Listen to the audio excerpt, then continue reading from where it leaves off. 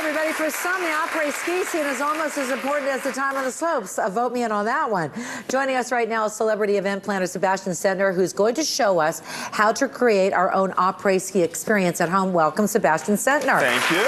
I love it when you come on because there's a lot of food.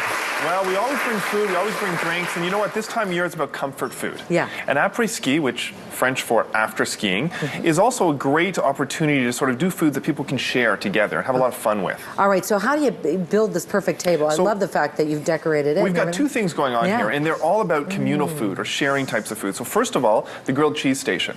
It's really, really easy thing to set up. You can have lots of different ingredients. You can have some of the milder cheeses for the kids. They can make little cookie cutters to make special shapes, make it kind of fun and interactive. So they're doing it themselves. So you finished with the slips, You got to supervise with the grill, of course. It is hot.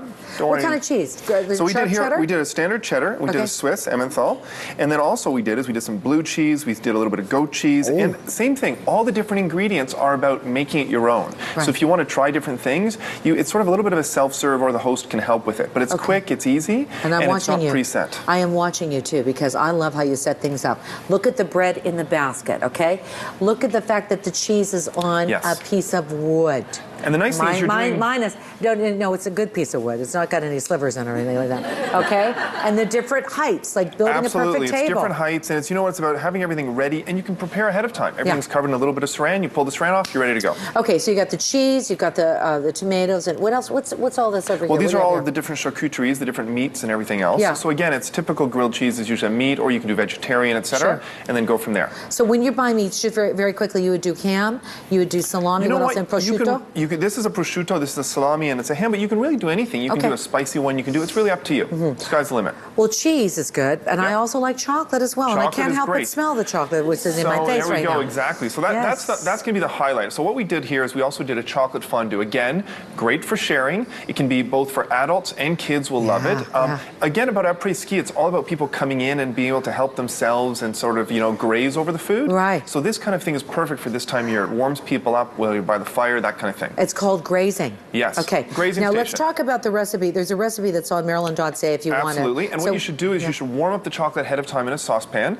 Okay, so you do that on your oven. Yes. And then what you do is you just preheat this and you pour it in when everybody's ready to go. Okay. And now, keep going, because I want to talk to you about what you have here. Well, there's another thing. There's a trick about fondue. There's a recipe on the website. It's very simple. It's chocolate and whipping cream, basically, and a little bit of vanilla. Yeah. But the other thing is that when you're preparing fruits for fondue, one thing people don't realize is you have to make sure you pat dry them.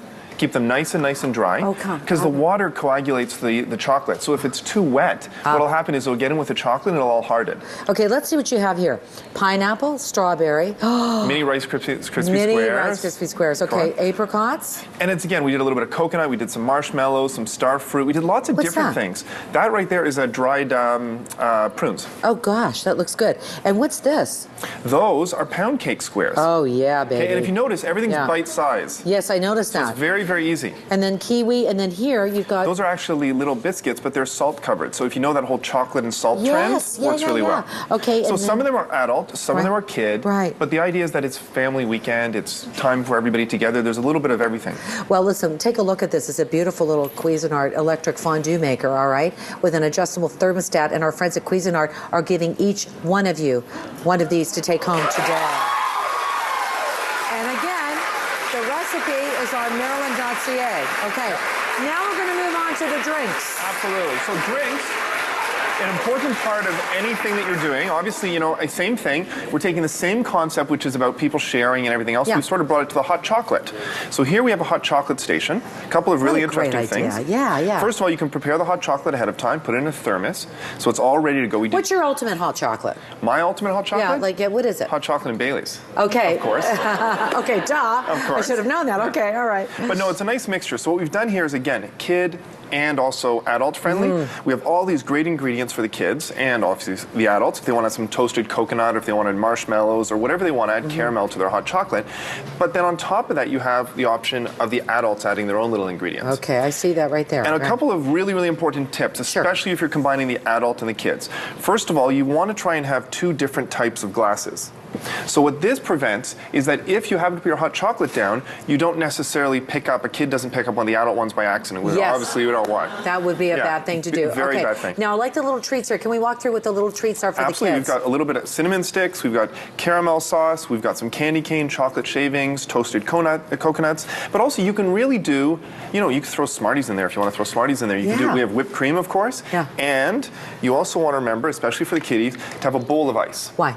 Because kids typically will, like their hot chocolate not too hot. So what my kids always do is they prepare their hot chocolate and then they drop 2 ice cubes in it. It's not so hot anymore, but it's what kids do. But you know what? That's a good point because it does come out pretty hot. These containers now keep it piping hot. Yeah, and some people like it really, really hot, but for the kids, it's a nice little option. Well, beautiful. And then very quickly, we're going to talk about this very quickly. So the idea is Family Day. Try and do something that has all about. It's a great opportunity to talk about your family tree, etc. And we have this great scrapbook which we created, which in my case we did for my family. And look at your family. It's Family Day, so it's a great opportunity to take all of your family while you're together and try and put something together that really, it starts a tradition. These were not photoshopped. This is what your kids really look like, huh? Yeah. They're that beautiful. Yeah, well, what a beautiful family. They get the looks from my wife. Oh, well, listen, thank you, Sebastien. Great thing. And how about that giveaway? We love that. Apres